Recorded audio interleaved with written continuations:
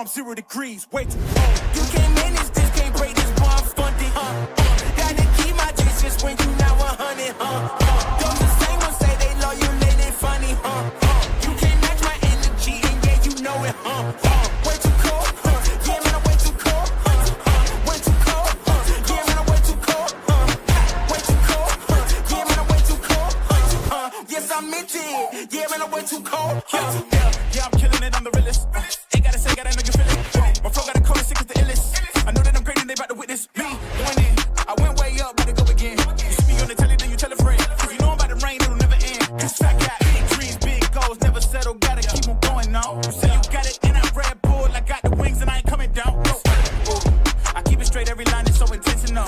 This is your moment to let it go. You know that I'm into it, I'm way too cold. Too cold.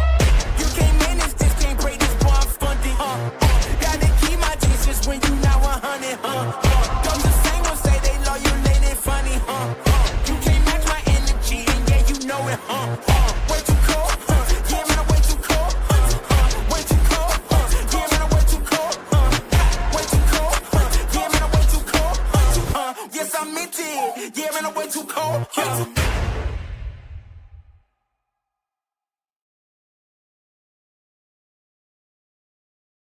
The bell is ringing for the Back to School Bash at Capitol Ford in Santa Fe.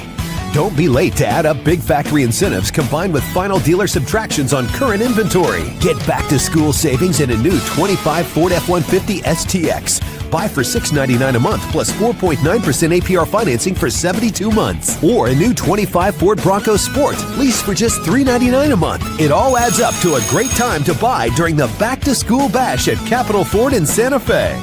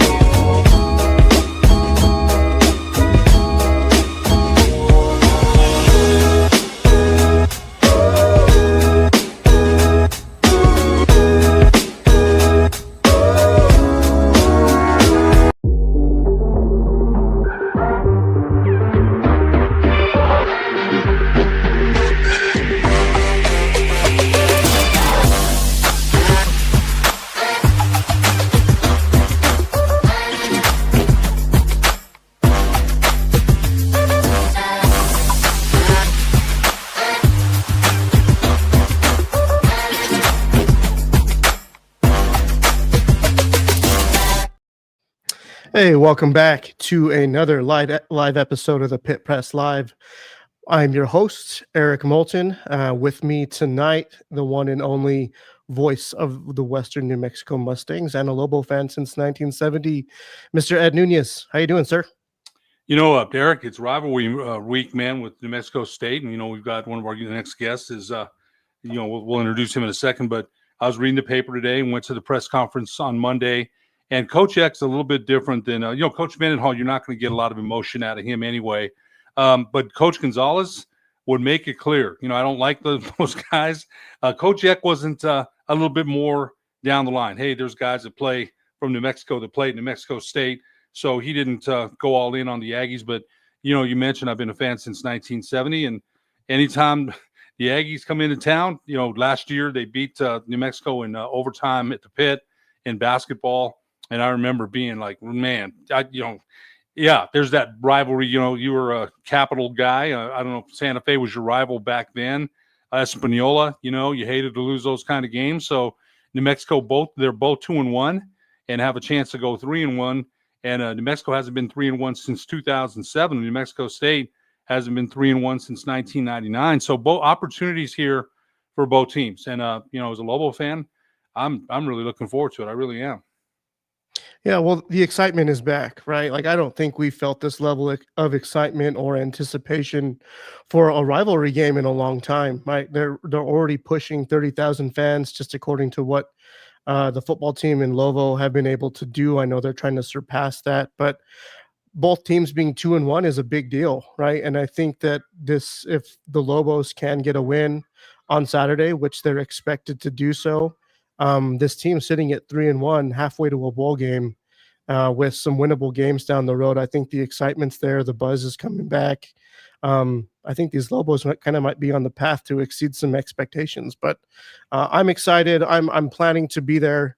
I don't know if I'll be able to stay for the whole game, but I'm looking forward to the atmosphere, man. I not entirely thrilled with the 2 o'clock kickoff. I think it would be more exciting to be under the lights at University Stadium, but I'm excited to see how many people they can get there, how loud it's going to be, what the atmosphere is going to be like, and you're gonna see both sides of the bowl there filled. So, Ed, any last thoughts before we bring on our next guest? You know what, Eric? I think you make a lot of great points. My wife and I are going, and I'm looking forward to it. And it should be a great atmosphere. And that's one thing Coach Eck alluded to in the press conference yesterday. Got to be disciplined because young men that hit each other, and you don't want that extra flag for 15. He mentioned that they're going to have to stay disciplined. They are expecting a big crowd on Saturday, and they had 17,000 for the first game, which a lot of people didn't think was a lot. But if they get 30 on Saturday and they keep winning, I think you're right. Expectations have certainly changed around here. Yeah, and based on the presser yesterday, doesn't seem like they're taking them lightly. I know Jason Eck is not taking them lightly.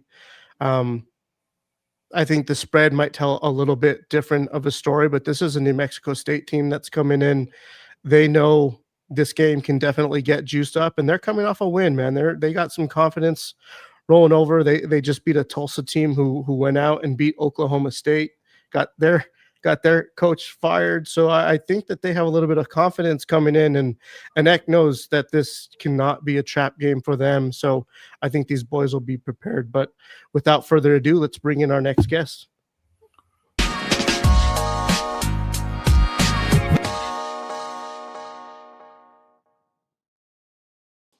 Our next guest this evening, our first guest this evening, we have another guest after this, is the New Mexico State public address announcer, also sports sales manager in Las Cruces, bringing the biggest and best sports events in Las Cruces. Ed Carnathan, welcome to the show.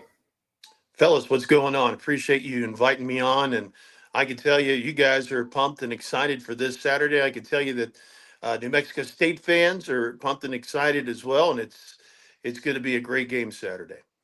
Ed, you've served as the PA announcer there. You do public address announcing for football, men and women's basketball, and volleyball. And you're also, Ed, congratulations. You're also one of the newest members of the New Mexico Sports Hall of Fame. Welcome to that. I'm a board member, and we welcome you to that, and looking forward to seeing you on Saturday. It's a lot of work, a lot of fun, a lot of sports guys from around the state, and you're one of them. Ed, you mentioned you got the hat on, man. When I saw the hat, I'm like, man. You see that? I worked just for you, Ed. I said you got to stick together.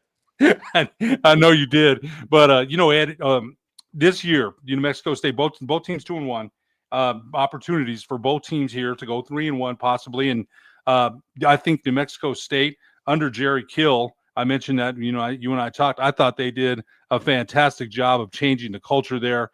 Coach Kill. Amazing. And it burned me when they came in here and beat us, man. Diego Pavia, he took it to us. He did. He took it to New Mexico. And what do you think so far about Tony Sanchez in this year's version of New Mexico State? Well, Tony's trying to get his legs underneath him and try to build into something. Last year was his first year. This is his second year with the team, and obviously sitting at 2-1, we're real pleased with the way the season has started so far. Well, lost to Louisiana Tech 49-17, but they've had some time to work on some things. One of the things I wanted to ask you about, I saw this on the news, the facilities. They redid the locker rooms over there at New Mexico State. They look beautiful. They really do. Yeah. Tell us about that, because that, again, I told you I'm the voice at Western. Those things help recruiting. Obviously they do. You've had a look at it. Tell us what you've seen over there as far as the improvements to the locker rooms and the weight facilities, which will definitely help recruiting. Tell us a little bit about that. Well, I'll tell you what, it was a big undertaking and something that was needed for such a long time.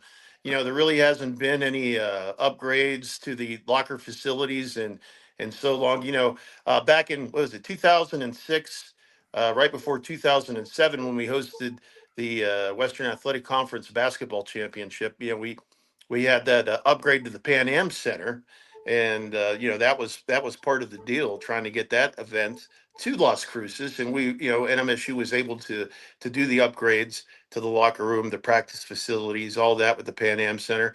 And I think there's a long list of things that need to happen with Aggie Memorial Stadium as well, trying to get that up to snuff and be able to compete with people. But yeah, having that locker room facility is such a big positive right now when you're trying to recruit these kids coming in. I can tell you, every home game that we have at the football stadium, at some point in the pregame, we're going to see a long line of kids lining up on the sidelines, and those are the kids that are coming in and taking a look. So, that locker room area and the big upgrades that they did to that facility is absolutely fantastic, and it's really going to help with the effort to get kids to come play for New Mexico State.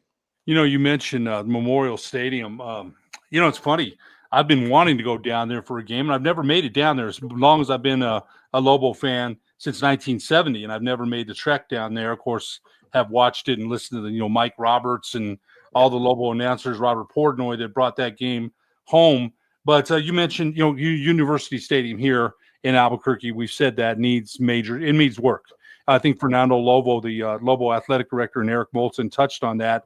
Made the kickoff at 2 p.m. instead of usually it's at 7. But I think the University Stadium needs a lot of work too.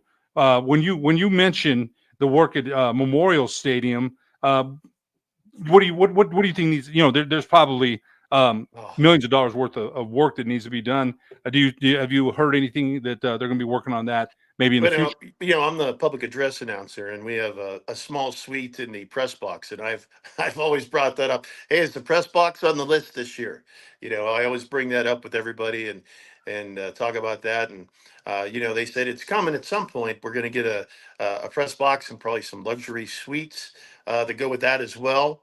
It was the last big upgrade was the university president's suite. That's on the east side of the stadium. That was at a club. I think it's Club 27 or something like that. That's what they call it, or 47, Club 47 maybe. But the Fulton Center was built not too long ago as well. That was an upgrade in the south end zone, which houses the NMSU athletic department offices. Also has the trainers area. The trainers have an entire floor where they're able to work on the athletes and do certain things.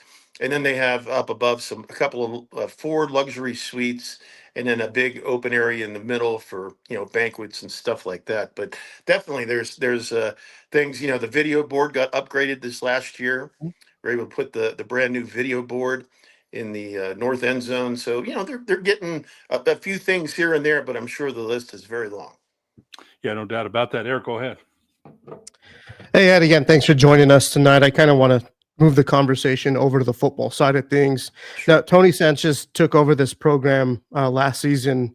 And I was one that kind of watched from afar, but one of the things that I thought that the Aggies struggled with was quarterback play, primarily just kind of nailing down a starter, someone that was going to be consistent, that could run the offense.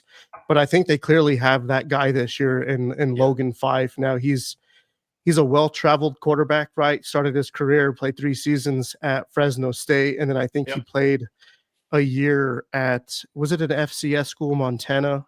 Do I have that right? I believe so. Yes. Yep. Yeah, and that he's kind of having a breakout season this year, and a big win over Tulsa. Goes for 252 and 2 touchdowns. Really efficient, and it just seems like he's very much in command of this offense. What can you say about him? I mean, just kind of his transition from last year to really learning the offense to now really commanding it, and getting the Aggies to 2-1 where they sit right now.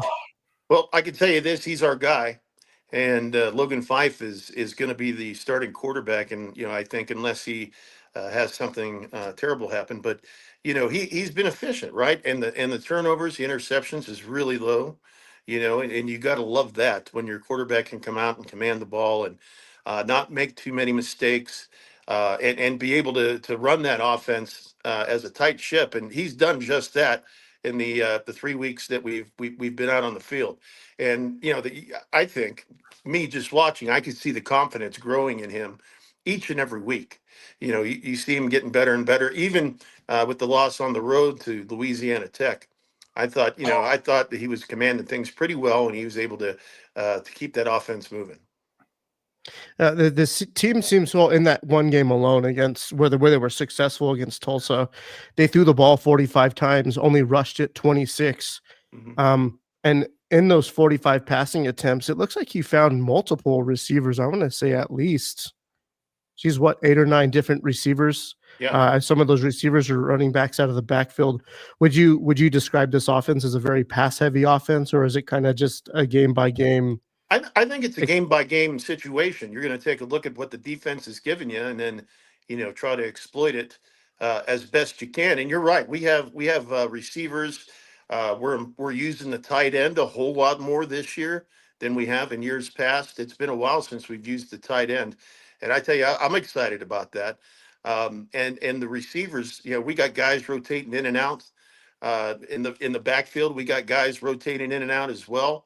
And they're keeping everybody fresh, and he's able to get the ball. He just doesn't have 2 or 3 guys he likes to throw the ball to.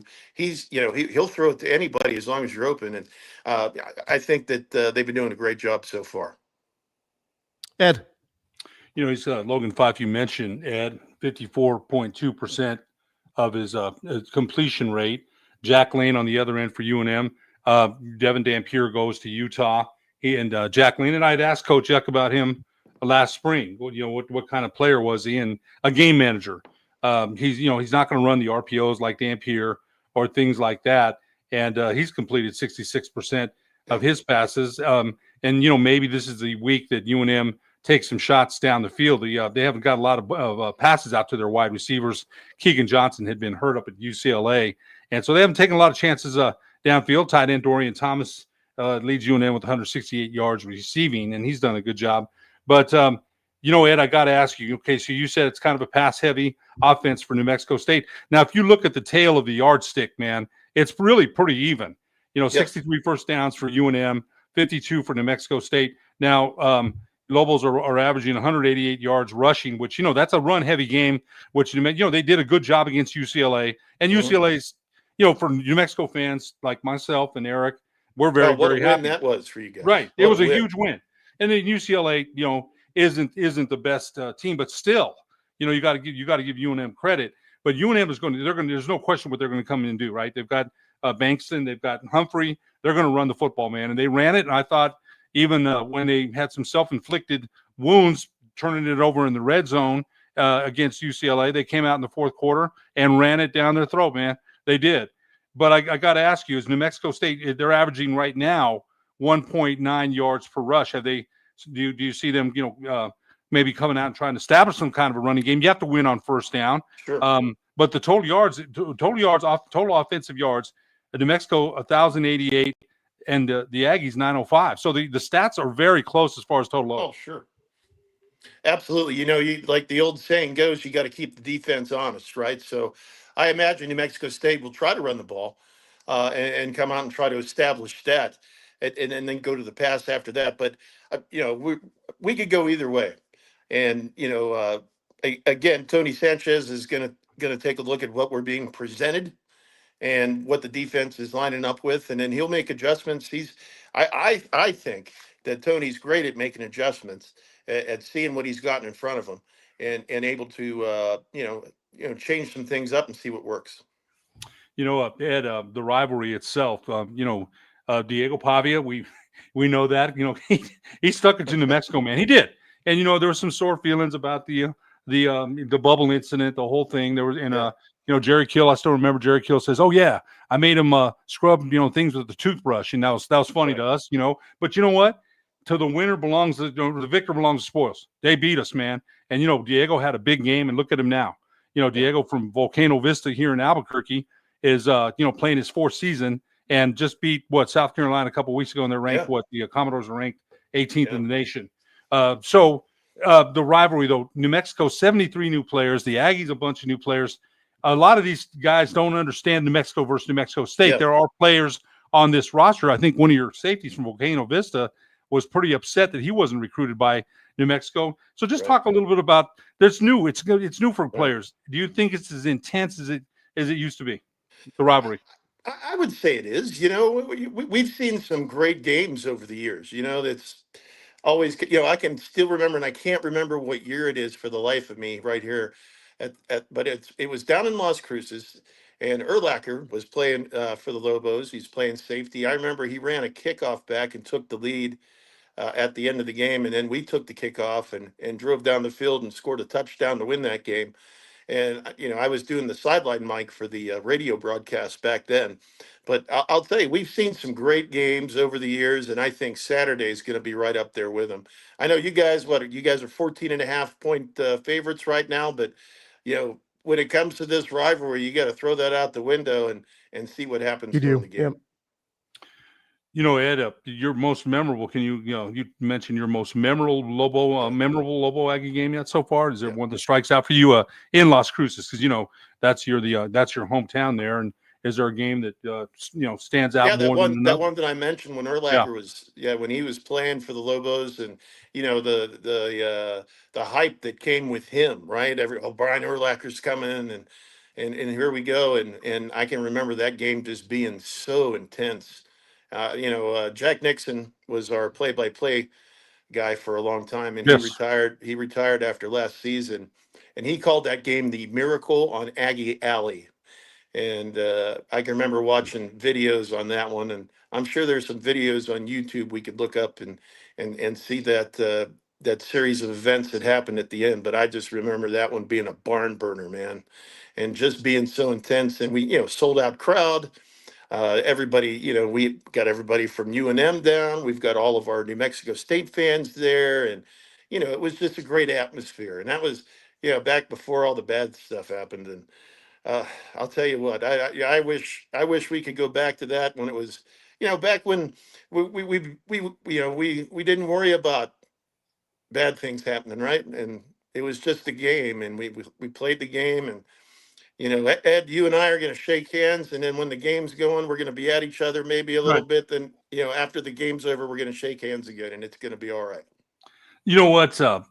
Well said, Ed. I think I told you when I was young, and I listened to my brother would tell me this, man. I listened to the Lobos, and I was a kid. He said I would cry when they lost, but I would doubly cry if they lost to the Aggies, man. And so, but yeah. And so last September or December when the Aggies beat New Mexico in the pit, they took it to us. They did. They took it to us in overtime, Yeah. and I was really ticked, man. I was real ticked. That took me a little while to get over that. It's a game, like you said, and cooler heads will prevail. Yeah. On Saturday, no matter who wins, it's going to be, like you said, great. And Coach Eck, I told Eric Moulton this at the press conference the other day. He mentioned staying disciplined. These are 18 and 22-year-old kids, and the emotion. And we haven't seen a fan base in the University Stadium like this in years. Long time. They're expecting 30. And I remember I told you, Ed, when I was there when they had 44,000 for Lobos Aggies. I still remembered I had to park way in the heck out there, man. In the dirt. So I think it's going to be an atmosphere. Again, both teams have opportunities here, Ed, to go 3-1. That's huge for New Mexico. 3-1 halfway home to a bowl game. Same thing with New Mexico State. I wanted to ask one more question. I'll turn it over to Eric. As far as changing the culture, Coach Kill did that in couple of seasons. Do you still think there's a tailwind for Coach Sanchez here to what Jerry Kill had established? Coach Kill came in and did it overnight. It was absolutely, when he first started, we lost a couple of games, but then it just clicked like that. And it was something to see for sure, and he took us to another level, a level we've never had since the 1960s, maybe. He came in and Tony was on his staff. Tony was there underneath Coach Kill, and hoping that Tony can do it too. It's just it's winning some games, I think, and then none of us are ever going to get ahead of this NIL thing. I don't think. We're at the bad end of that, and we just got to try to do the best we can with what we have. One more comment, I'll turn it over to Eric, but you're right. There's nothing we can do about this NIL. There's nothing. My wife keeps telling me, because I might mention, well, if we do this and go there, so-and-so might leave. And she's like, I don't want to hear it. Just enjoy what's Right. in front of you. You Right. can't control anything. And you're right. We can't control the NIL or anything we don't know what's coming ahead. We have no idea. Yeah, Eric, that the year we had Jerry Kill, we went down and beat Auburn at Auburn, right? oh, it's Diego huge. took us down there, and we got a victory over Auburn. That's never happened ever in the history, and then they all came back and finished the season. We were there at the New Mexico Bowl that year and got beat down by Fresno State, and came back, and then all of a sudden Jerry's gone, Diego's gone. We got a bunch of guys that are gone. They're all going to Vanderbilt, and you just you got to lick your wounds and keep your head up and keep moving forward. You know what? Exactly. Eric, go ahead. Yeah, it's more of a comment, but I do want to thank you again, Ed, for joining us this night on so short notice. But man, I'm really just excited that the excitement of this rivalry is a little bit back, right? I think New Mexico State kind of were licking their chops when Pavia and Kill left the program, right? You kind of left and weren't sure what to do. Well, the same thing happened to the UNM's program last season when Bronco left and Devin Dampier transferred, and we kind of had to rebuild. But in this new era of college sports with NIL and revenue share, it's almost good for both schools when both schools are having a little bit of success and this rivalry's back, and it's kind of bringing the whole state together. And the investment that the Roundhouse in Santa Fe has committed to both schools to kind of investing in stadium upgrades, in video boards, in locker rooms, and just in the university itself. So man, I really hope to see more than 35,000 there on Saturday. I think 30 is probably the closer number, and then next season, I really hope that we have a good turnout there, and this just kind of turns and more dominoes start to fall. So more so asking you to kind of comment on your thoughts on just the rivalry in general, and where do you think we go from here, and kind of building on that. But what's your last comment before we transition to our next guest? Well, I can tell you we can agree on something. We both don't like the Miners. Okay, let's just put that out there now. The UTEP Miners, we both don't like the Miners, and I think the rivalry between us is great. I think it's great for the state. I can remember back in the day, I used to have when I was on the radio, and I did the morning show on one of the radio stations down here in Las Cruces, and I had Governor Johnson. This tells you how long ago this was. Governor Johnson called in, and talking with him one morning, and it was before the Aggie Lobo game, and we made a bet on the air about over some enchiladas, I'm sure. But it's great to be able to talk about these things and laugh about it and be serious about it, and then shake each other's hands at the end.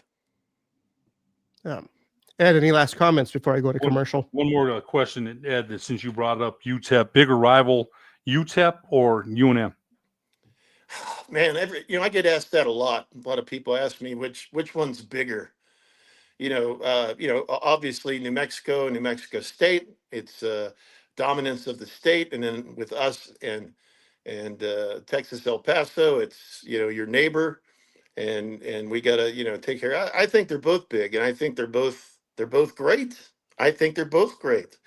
And I hope that we keep playing each other for many years to come. I know UTEP's going to move to the Mountain West next year, so that'll take us back to playing you guys in the early season again. Play the Lobos and the Miners in the early season again, and not for conference play. But you guys will play UTEP for conference play. Is it starting next year? I can't remember. Yeah, it is next year.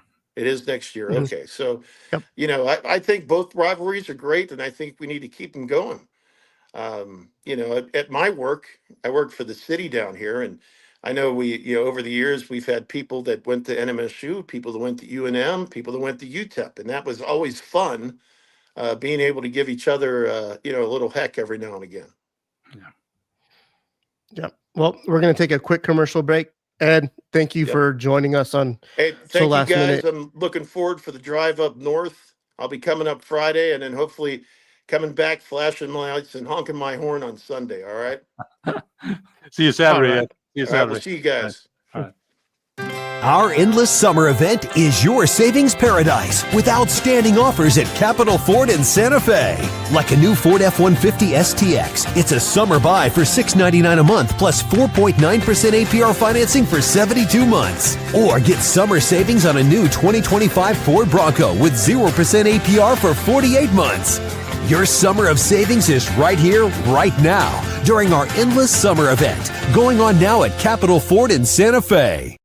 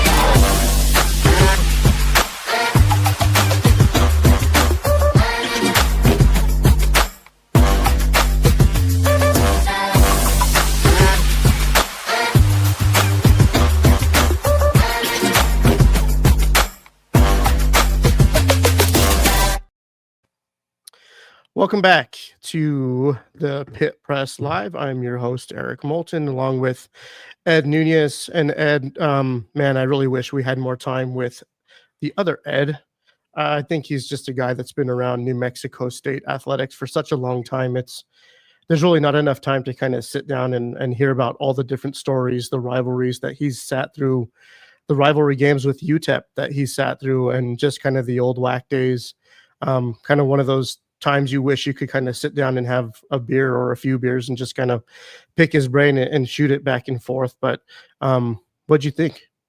It's funny how I ran across Ed. I told you I'm in the New Mexico Sports Hall of Fame, and they meant, okay, so his application for a new member came in, and I read it. I said, hey, he's a PA announcer for New Mexico State. He'd be a great guest. So that's how we ran across each other. That's the first time I've met him in person.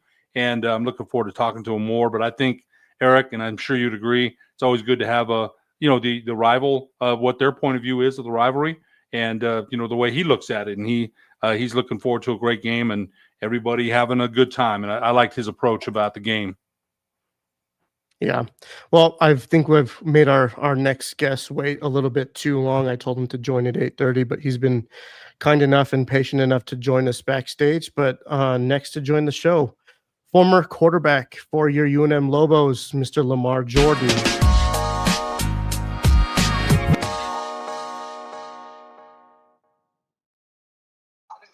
Hey, Lamar. Hello. How you guys doing? What's going on, man? How are you? Man, doing well. Happy to be on the show. Happy to hear about New Mexico State. Hey, man, I've been bugging you probably for the last 2 years to get you on the show, and for some reason, we just keep missing each other. But finally, I think it was perfect timing to get you on during rivalry week. Definitely perfect timing, the perfect game. Yeah. So let me give you the proper introduction. Former UNM quarterback from 2014 to 2007, career passer, 3,200 yards, 32-25. What did we go here? 23 touchdowns, and you also rushed for 2,500 yards and 17 TDs. I mean, a true definition of a dual threat quarterback. Man, when did you get started playing football, and when did you know that this was going to kind of be your future, right? Like take you to college and then eventually the NFL and some other professional ball. Yeah, so I started playing ball because, I loved watching NFL Sunday with my dad. He was a big Saints fan. And so just kind of watching him cheer on, I believe it was Aaron Brooks at the time, Deuce McAllister. I was just like, man, I kind of want to be like these guys. If my dad is like screaming at them at the TV, saying happy when they score or mad if they mess up. So I just kind of told myself at a young age, like, man, football does look interesting. But, as a young kid, 5-year-old, I didn't realize that football was a physical sport. And so the first year wasn't definitely a fan of it until my dad introduced me to a trainer that I trained with out here named Brad Frazier. And he kind of really showed me the true game, the ins and outs, the X and O's. And that's what made me fall in love with the game. Ed, do you have any questions you want to get started with, or do you want me to just Yeah, start I firing definitely away? do. Lamar, you mentioned we got you under Lobo Aggie week, and I remember those years that you played back-to-back bowls here for New Mexico. Some of the guys you played with, in fact, Daryl Chestnut was on our show last year. Terrion Gibson, Tyrone Owens, Dede Cox, Jarrell Presley. That team was fast, man. The triple option, with Coach Davey. And it always, that team was very talented, and those teams were very talented.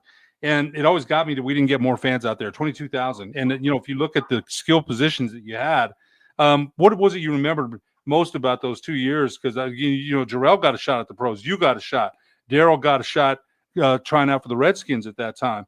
Dede Cox, people forget how good Dede Cox was, man. Yeah. Tell us a little bit about what you remember about that high octane triple option offense under Coach Davey. Oh man. So I know one thing that we kind of just harped on, just kind of everybody in the backfield with quarterbacks and running backs, was like, once you get the ball, who's going to make a threat to take it 60 yards the distance?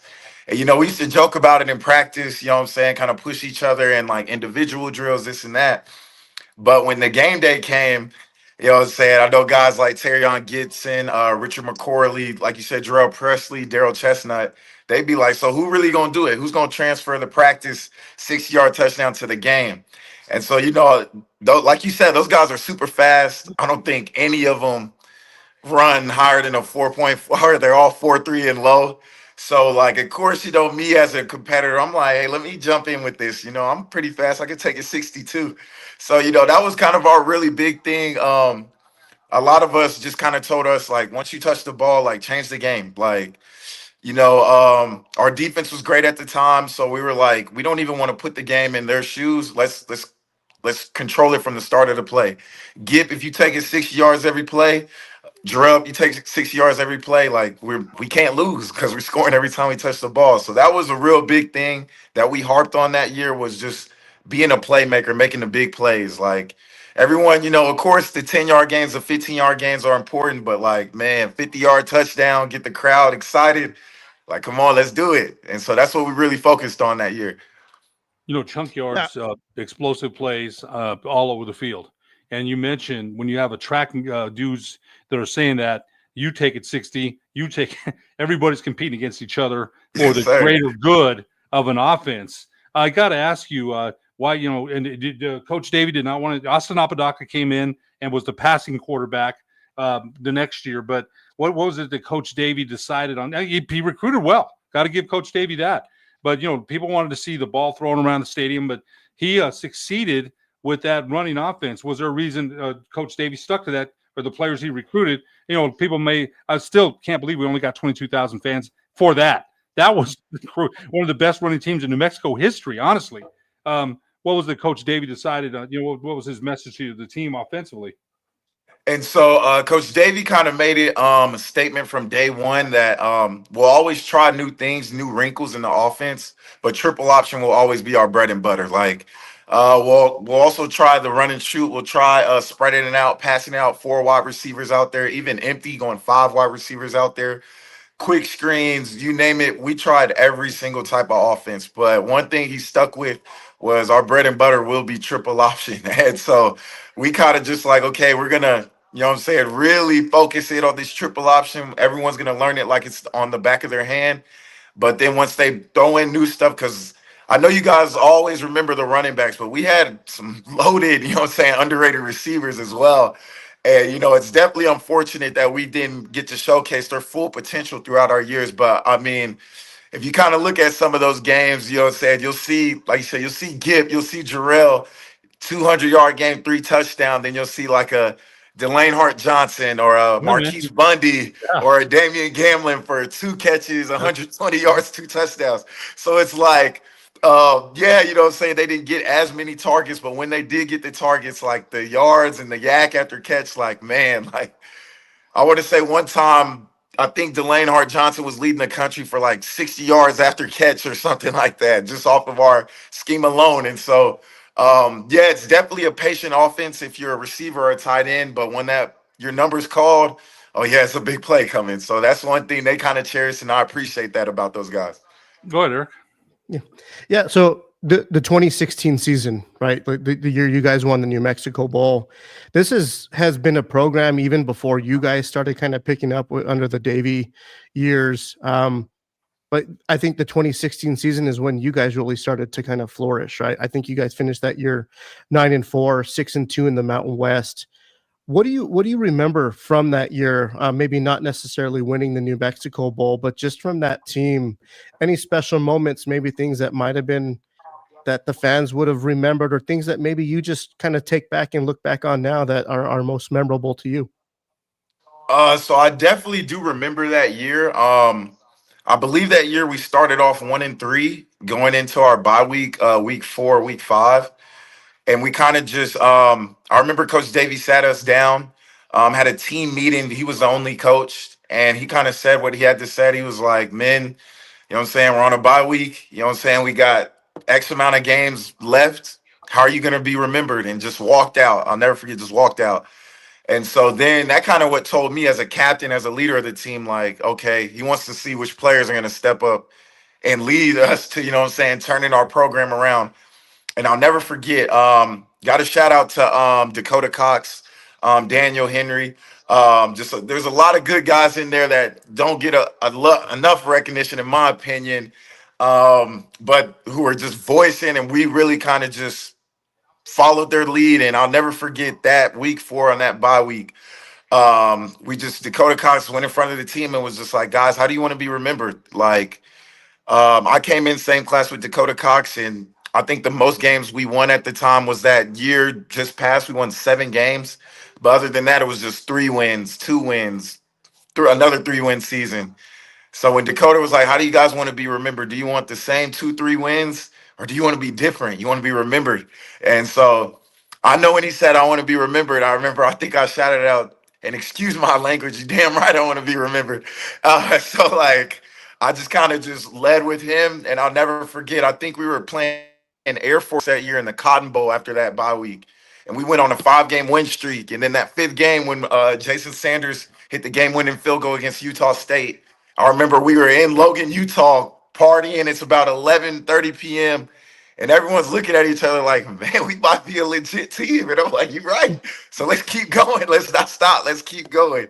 And that's just kind of what we piggied off. And I'll never forget. I want to say that week 4 bye is what really made that 2016 team, because we had a lot of records. Just of course, I'm gonna always speak for the offense. We're the #1 rushing team in the nation. Had the about 10 plus 50-yard touchdowns that year. #1 in that. #1 yards per carry with like 11 yards per touch. So I know it was that one speech that like Dakota Cox said, and I really appreciate him for that. And I feel like that's what kind of just led to the success of that 2016 season. Right on, man. That's exciting. That's a cool story. I know that you're following this team closely. I think you tweet about it. Huge win against UCLA. I think a lot of people are still talking about it. Everyone's still on the high of that game. I don't think anyone expected them to walk in to the Rose Bowl and take a win, but I mean, I still feel like they left a few points on the board in that game, and I think that the difference should have been a little bit wider. But what's your overall take or your impression of this year's team, and maybe what is your thought about Coach Jason Eck and how his personality might kind of change this team's direction? Well, my thoughts on the team this year, I could tell since week 1 when they played Michigan, those guys don't quit. And, if you have a core of guys that have that kind of mentality that don't quit, we're going to throw as many punches as we can, you're bound to see success really quick. And then kind of just jumping on with Coach Eck, man, I'm a big fan. I saw his enthusiasm, his excitement the first day he got the job, and it just kind of, it's like he's been excited every day. And, me as a New Mexico alumni, I'm going to just follow his lead, and just seeing how excited, seeing how much he's drawing more kind of more eyes, more views to the social media team alone is just like, man, you know what I'm saying? I'm getting DMs from people all over. I'm getting messages from old teammates like, hey, Lamar, you tuned into this new team? I'm like, you damn right, you better tune in with me. Because, man, Coach Eck got it exciting, man. And I really just want to kind of give him a shout out because I saw it from week 1 against Michigan.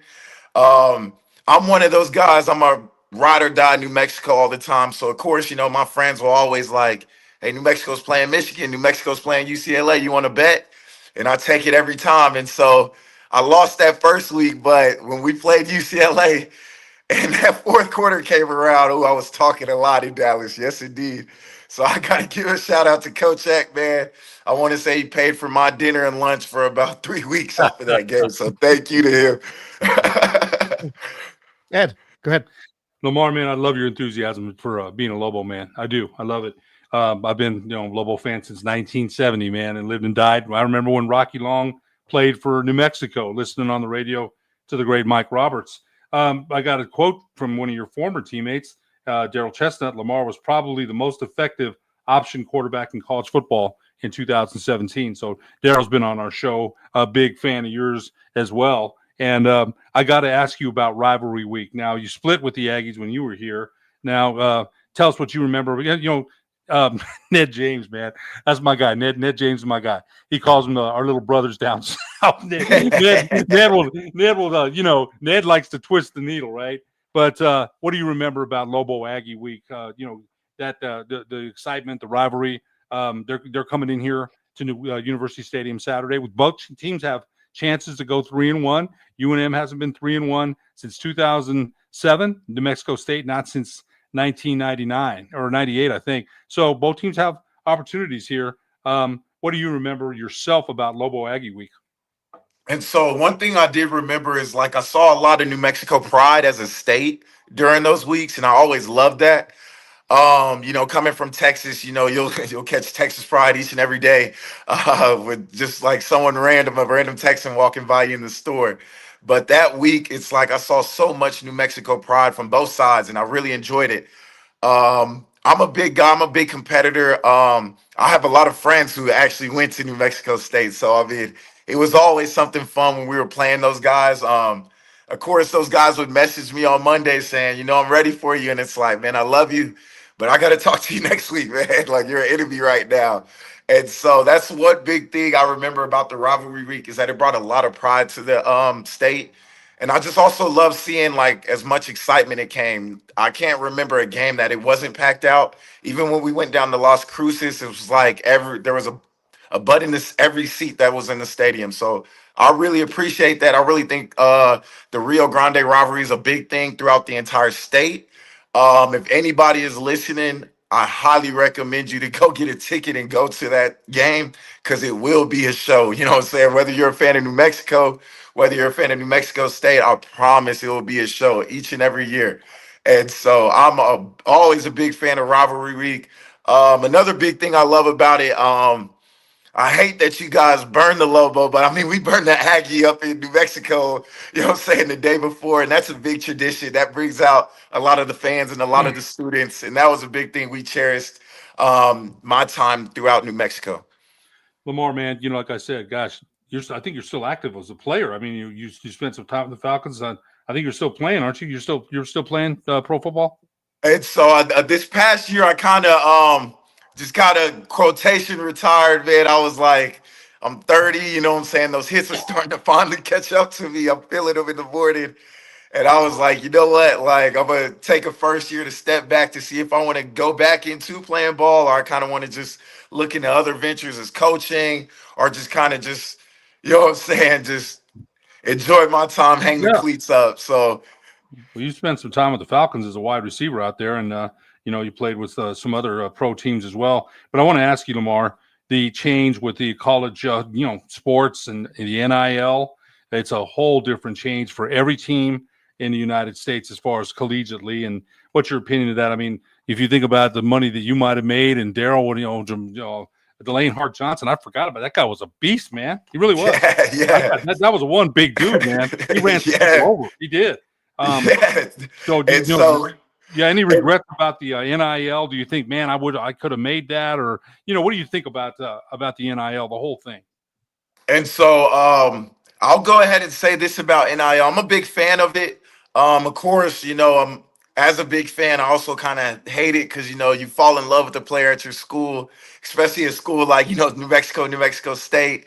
You see them put up 5,000 yards, 50 touchdowns, and then here comes Texas and LSU. It's just trying to get them. And so, I mean, I love the NIL aspect, as what I'm saying, it helps players take care of their family. A lot of guys when I was playing with, that was their main goal. Like the reason why they were playing football was to take care of a family, take care of a kid, take care of a parent or somebody. That was kind of a really big thing with me. But I'm a big fan of NIL.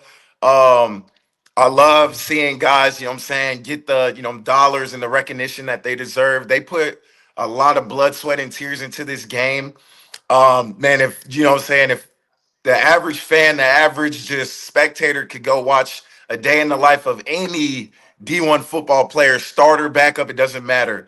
You'll see that day starts at about 5 a.m. and finishes at about 9 p.m. as right now as we're speaking.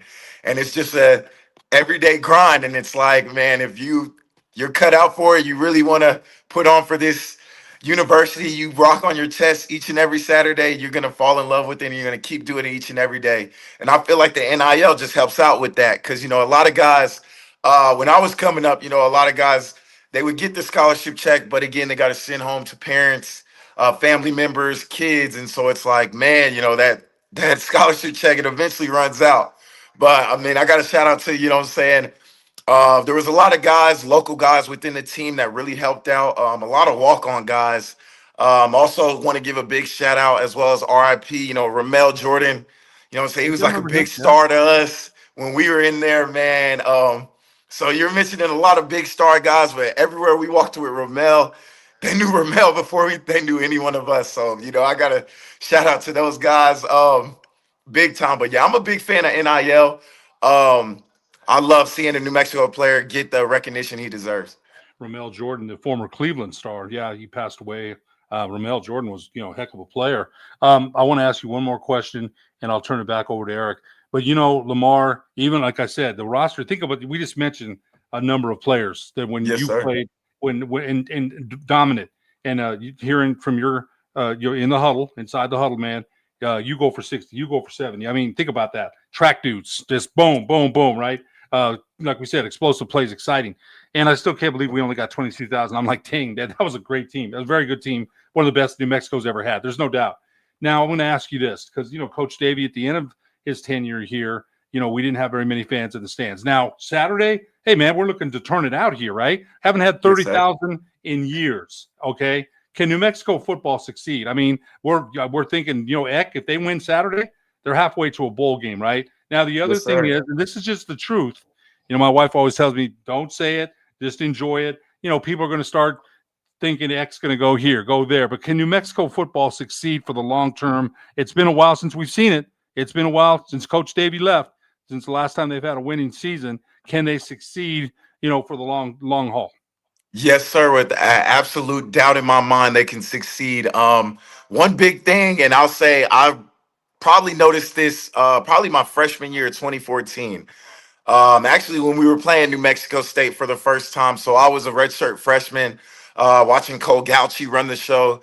I don't think we got about 30,000 in the stadium that game, but I think we got pretty close, around like 28, 27,000. But just hearing the impact of our fans screaming when New Mexico State was on third down, I think they got like about 6 or 7 false starts. And like, as small and minuscule as that might be, a 5-yard penalty, in our eyes as a football player, that plays a big role in the mindset of your opponent's game. So I was always a big advocate. Every time the stadium was filled with a lot of New Mexico fans, we were bound to get a win. Like, that would fuel us more than anything. When we heard the fans rocking after a big hit, an interception, a first down, a big gain, a big pass, a touchdown, it's like our whole sideline got turned up. It did, just kind of like what I was telling you about the, hey, are you going to go for 60? Are you going to go for 60? It was like, are you going to get the crowd lit? Are you going to get the crowd lit? Now going to the defensive players, like, who's going to make the big play, man? They're quiet. Like, do I got to do it? I'll do it if you want me to do it. And so that's one thing I loved about our team. That's one thing we were big on. Everybody, every single side, offense, defense, even special teams. We wanted the fans to be at the game on Saturday. We even wanted the fans to travel with us. Hey, we're going to Wyoming. We want you guys there. I know it's a far trip, but we feed off of you guys. So that's a big thing. And that's one thing I'll ask for any New Mexico, Lobo Nation, even New Mexico State fans. If you guys could just come to the game this Saturday, I promise those players will love it and embrace it for the rest of their lives. Man, if you end up deciding to stay retired, I think you got to live in being a coach someday. Yes, sir. I mean, Yes, like sir. it's better being a quarterback, having the experience, knowing how to run the triple option. Just saying.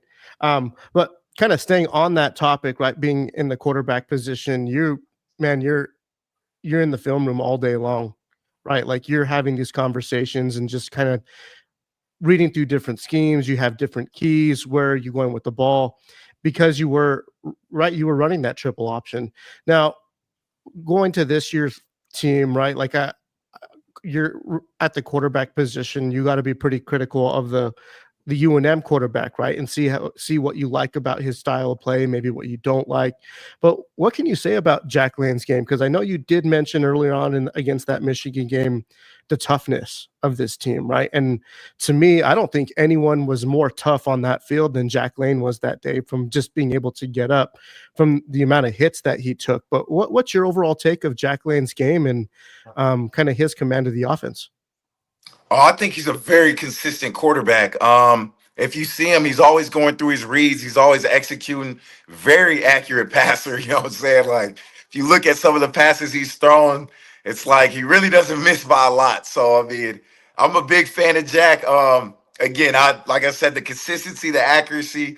But the big thing I feel like I'm a fan of him is he's tough, man. I think I want to say he took some good licks against Michigan, but he got right back up.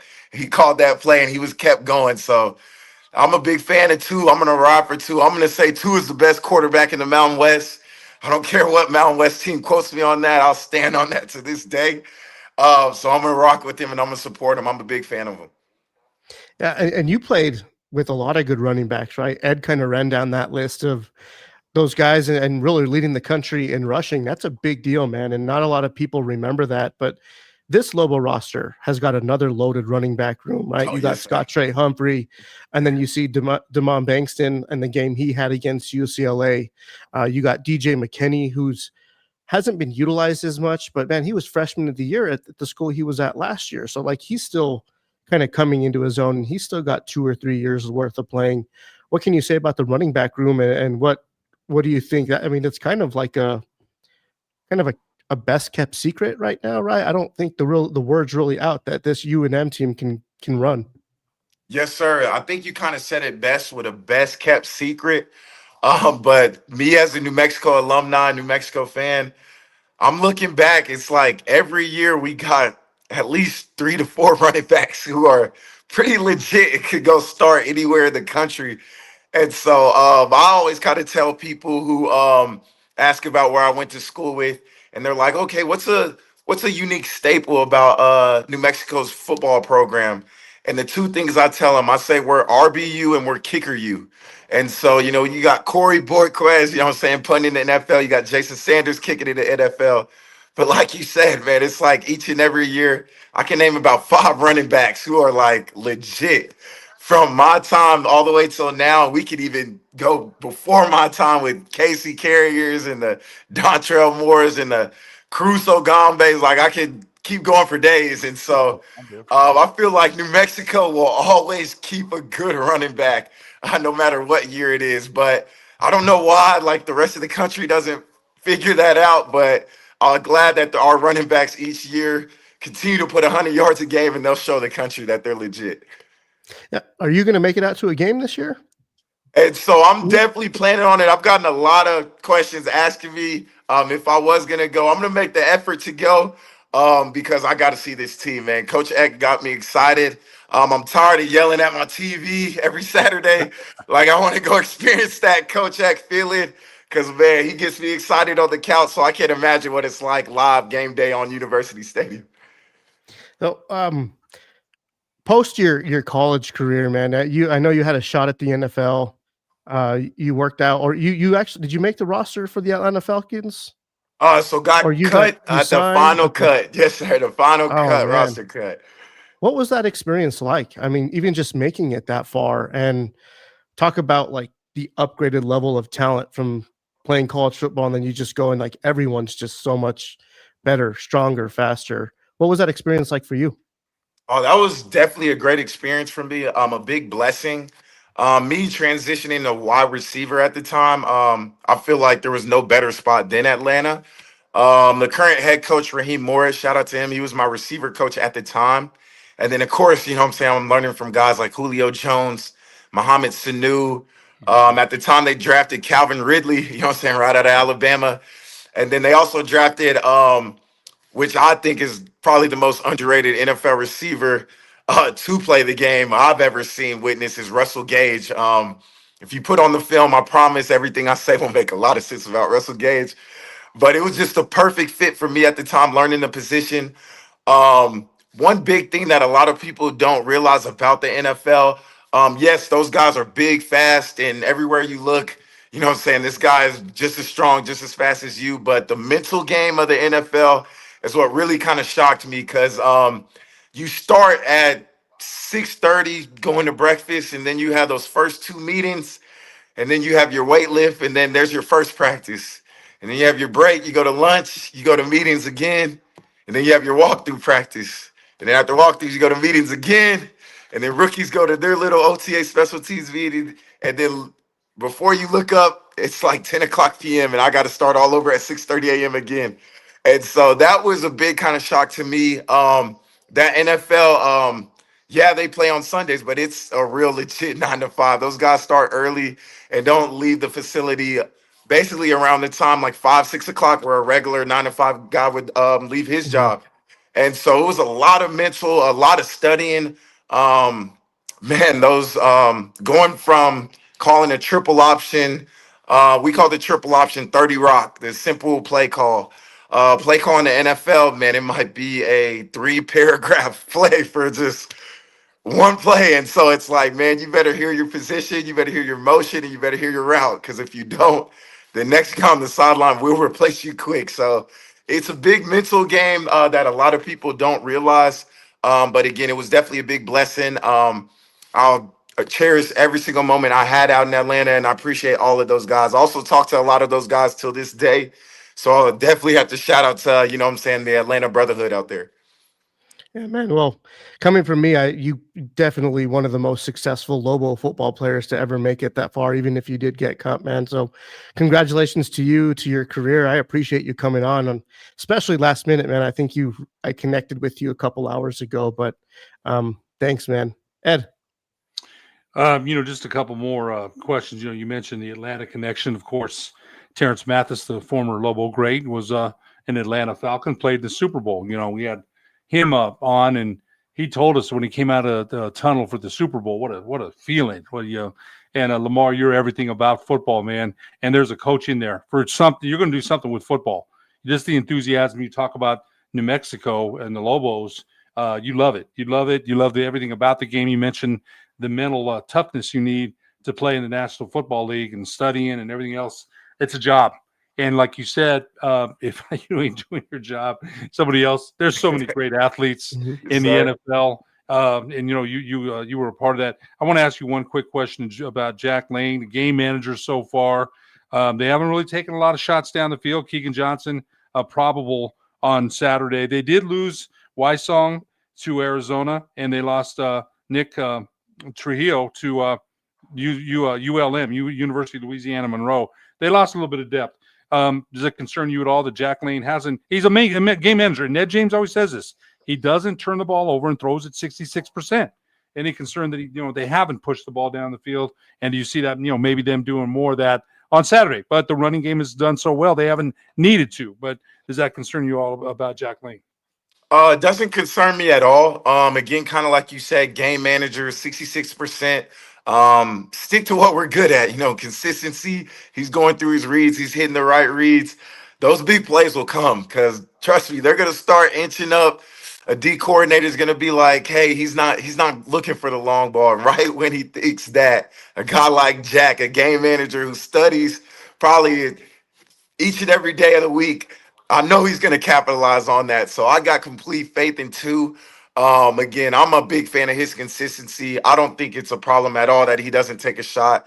I mean, we don't need to take a shot. I mean, if that 5-yard, 10-yard gain is there, let's keep hitting those 10-yard gains. Let's keep handing the ball to our running backs. We got guys. I know that deep post, that deep go route, that non-route is going to come open. But, hey, I'm a big fan of consistency. So, hey, I feel like we need to stick to what we're good at. And what we're good at is being tough, keep on going, keep moving the chains. Yeah, that's right. Move the sticks. You're right. Eric? Yeah. No, I'm good. Lamar, again, man, thank you for jumping on last minute, joining the pit press. I know it's kind of been a 2-year thing in motion, but glad we were finally able to land you, man. And when you ever do decide to come out to Albuquerque and catch a game, man, hopefully we can link up. I will definitely gladly take you on to bring out and join our show again. We do this on a regular basis. Our site, our platform has grown pretty steadily over the last 2 years. We have a website now.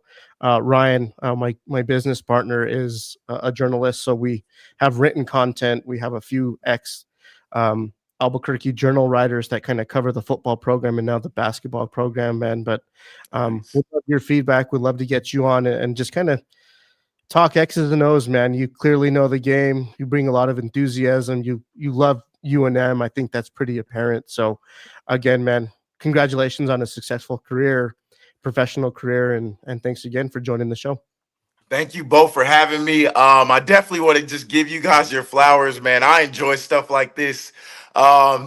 Anytime I get a lunch break at work, I'm kind of looking at, man, you know what I'm saying, what we talk about the New Mexico, or the Lobos talking about today, man. I get on Twitter, I get on all of that stuff. So I definitely have to give you two guys your flowers, man. Me as a fan, I really appreciate what you guys bring to the program. And just like you said, it's growing and it's bound to only get bigger. So, you got me as a daily, weekly viewer here.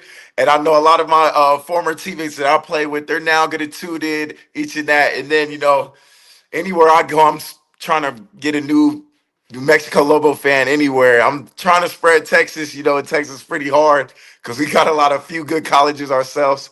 But again, I want to give you guys your flowers for everything you're doing for the program. Thank you guys, and thank you for having me. Yeah, you bet. We appreciate that, man. And we're trying to get as many ex-players on too.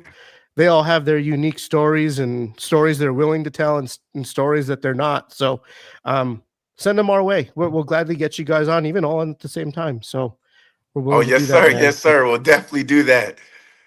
Well, we're going to take a quick commercial break, and then Ed and I will come back and kind of wrap up the show. But my name's Eric Moulton. You are watching the Pit Press Live.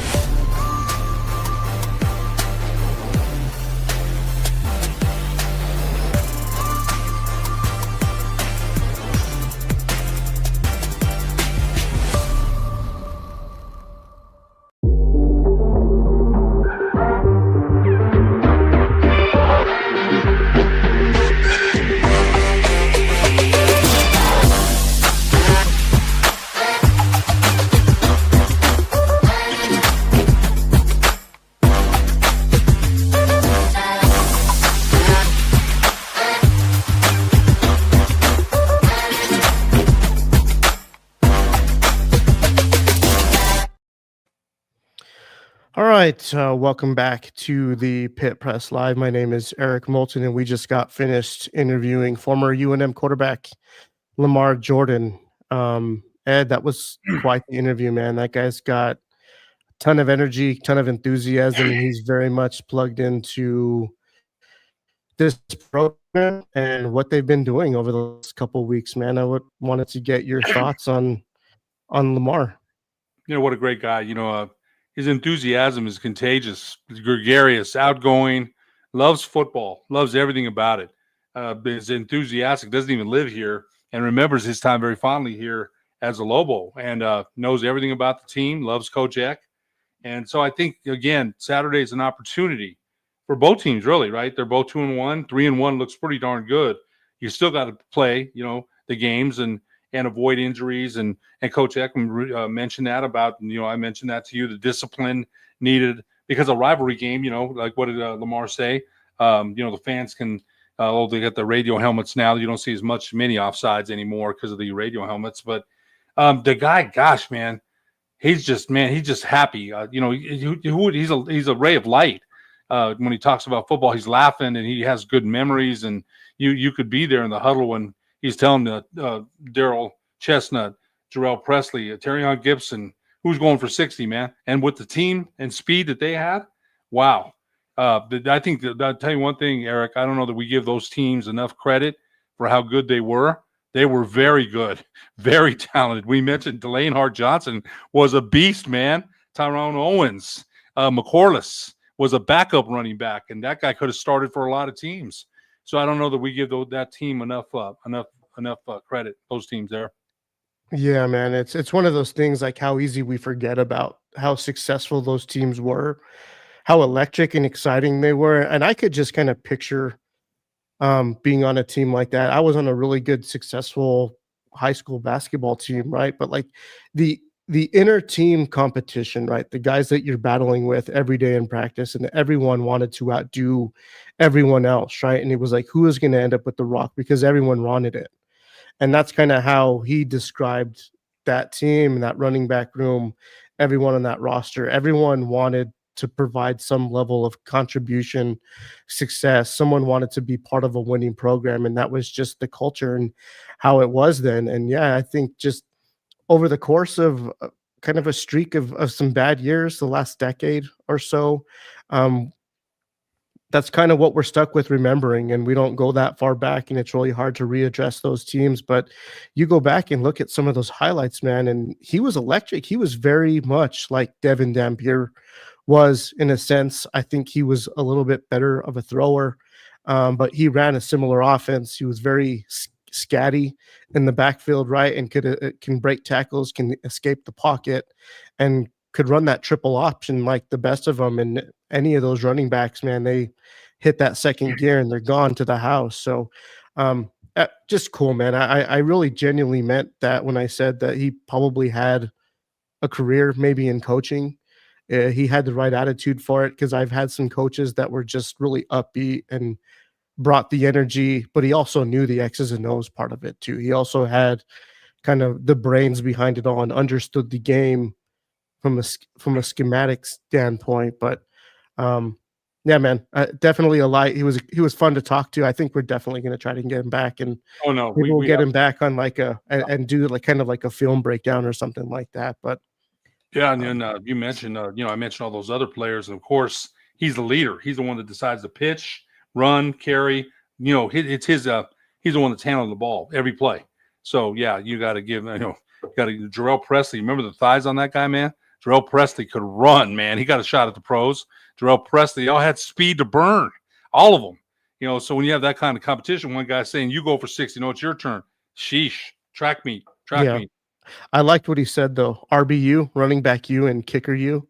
Because, I mean, he did have a point there, right? And then one running back he didn't even kind of mention, who wasn't here that long, but Bill Krosky Merritt. Made the Washington Commanders, scored on Sunday. He's like running back 1 or option 2 down there too, man. Yeah, and he earned it. And of course, I go back to Winslow Oliver, played in the late '90s, and then Don Perkins, Mike Williams went to the pros, and he converted him to a tight end. Mike Williams' face is on the side of the stadium Perkins is as well. So yeah, he made a point about running back you for sure. Yeah, Ed, I kind of want to. You were at the interview or the press conference Tuesday. Did you end up going? I did. Yeah, so I know that Eck was there, but so was Coach Olin. Olin was there last week. Yeah, Olin was Last week. Gotcha. Okay, Yeah. well, talking of last week, I don't know if we really had a chance to talk about that much, not on this show. But what was your take there? Just kind of getting us caught up on the basketball front of things. Where does Talking he about feel this like his non-conference guys are at? schedule. Yeah, he was talking about that, and he says he's happy with where the guys are in practice. He thinks they'll be ready for the season. I think one of the other questions was football's having some success. Basketball's kind of been not ignored, but usually basketball people are already asking about enthusiastically when does basketball start. And now that football is having some success, not as much. People are geared in right now, especially Saturday. People are really looking forward to Saturday. And he said, hey, no problem with that. He wants the football team to succeed. He's looking forward to watching them himself. So a lot of talk about that. A lot of, I think Mark Smith asked him, you got a new roster. It's a new challenge, a new team. What does a Coach Eck team, look like? And, what is it going to look like? And, Coach Eck had a nice answer. They're going to spread the ball. Same thing, spread the ball around, shoot a lot of threes, shoot threes in transition. So, yeah, I think they asked him about the big guy, and he's adjusting well, he thought so far. And so, that was a kind of just an early season look and talk with Coach Olin. But a lot about the non-conference schedule, which, to me wasn't as strong as it was last year. But I think people are really, Kurt Roth, when we had him on a couple of weeks ago, said he thinks and Ryan Tamari thinks so too.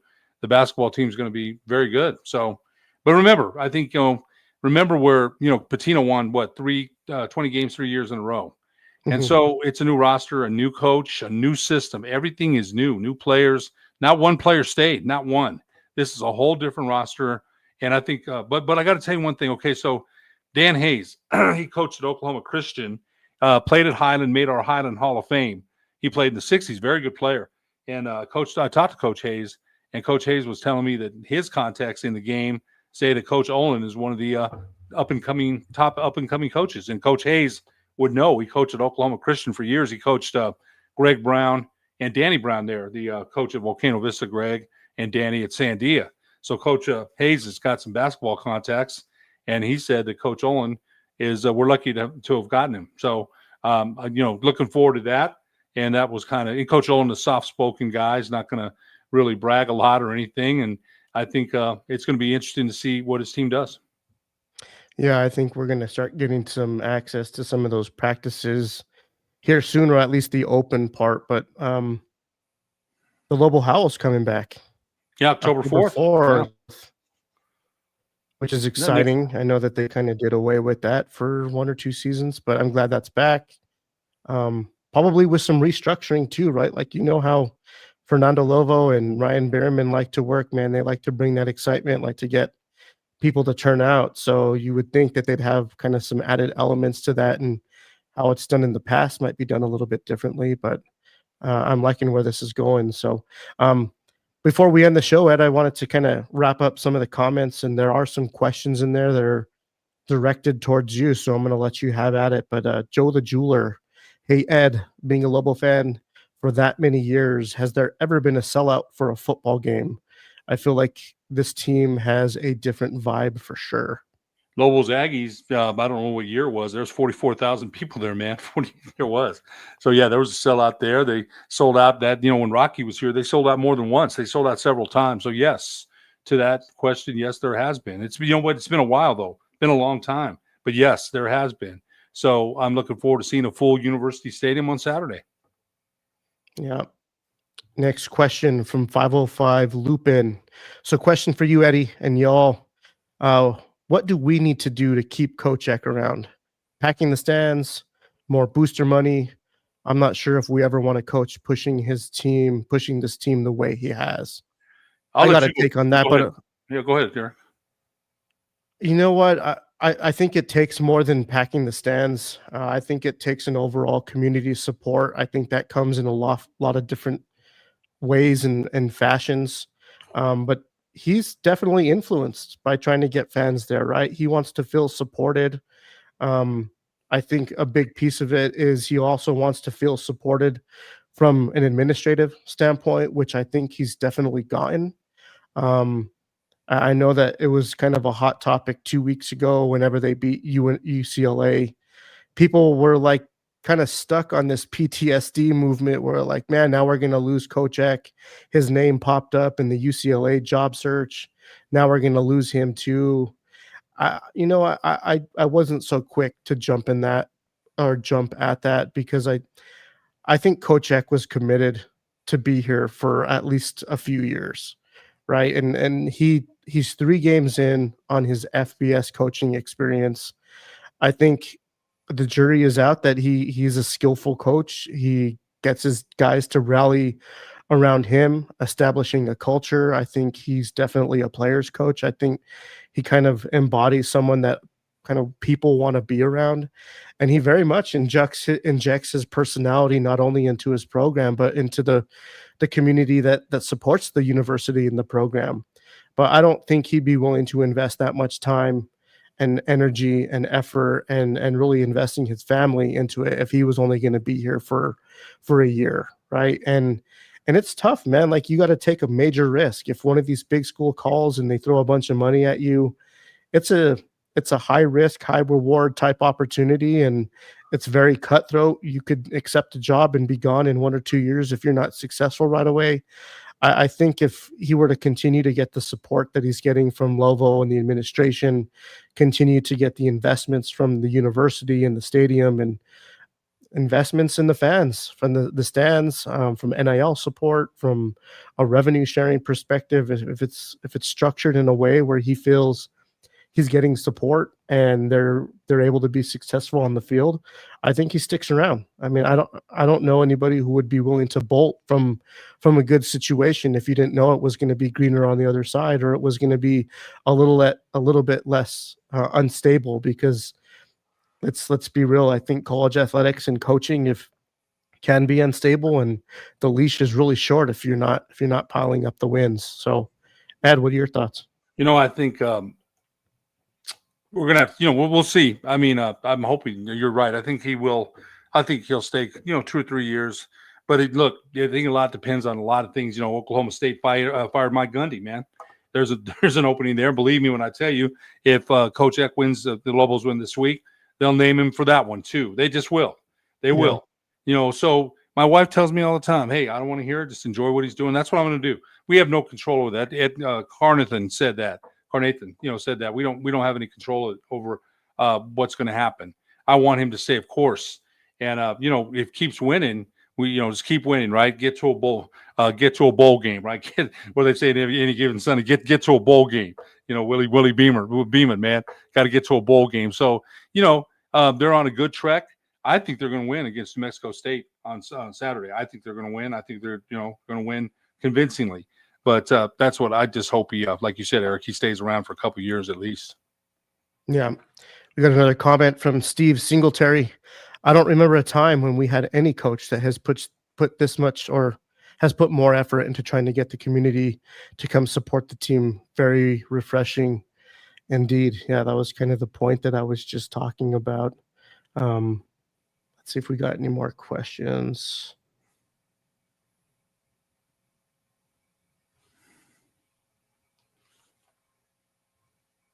Here we go. Another one for you, Ed. Again, from Steve Singletary. Ed, unfortunately, most fans these days want teams to air it out, but I'm with you. Smash Mouth football is where it's at.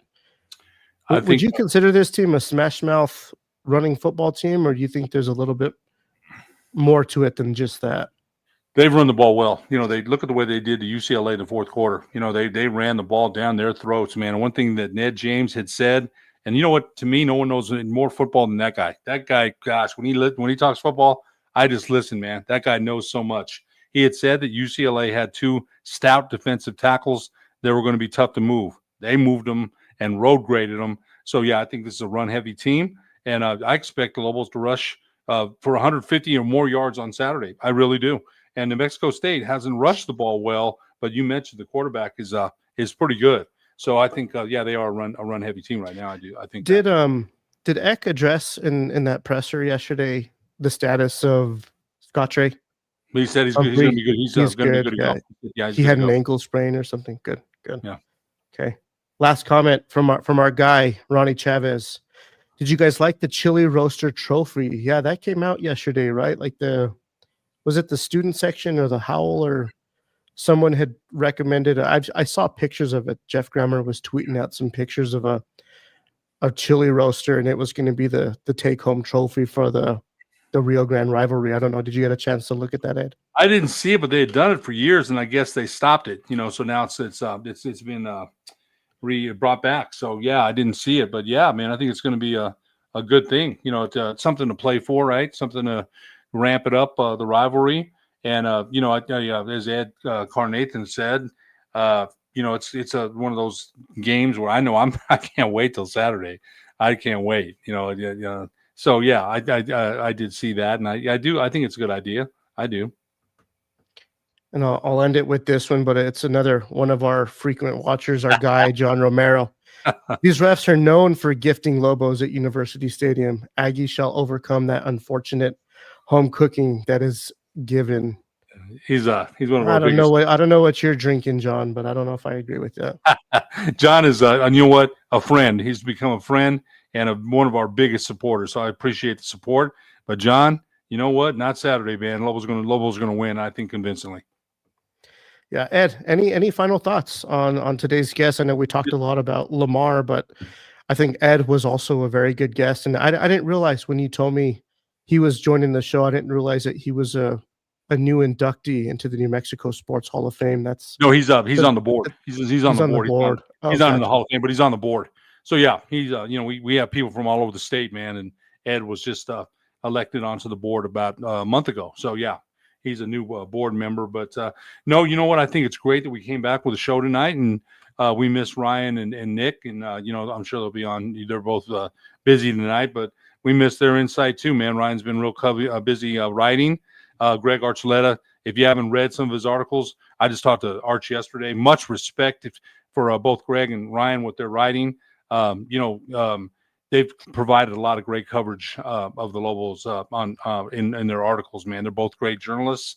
So we didn't have them on tonight, but I'm glad we came back and had Ed from New Mexico State and then Lamar from the Lobos, to give everybody a taste of what's going to happen on Saturday.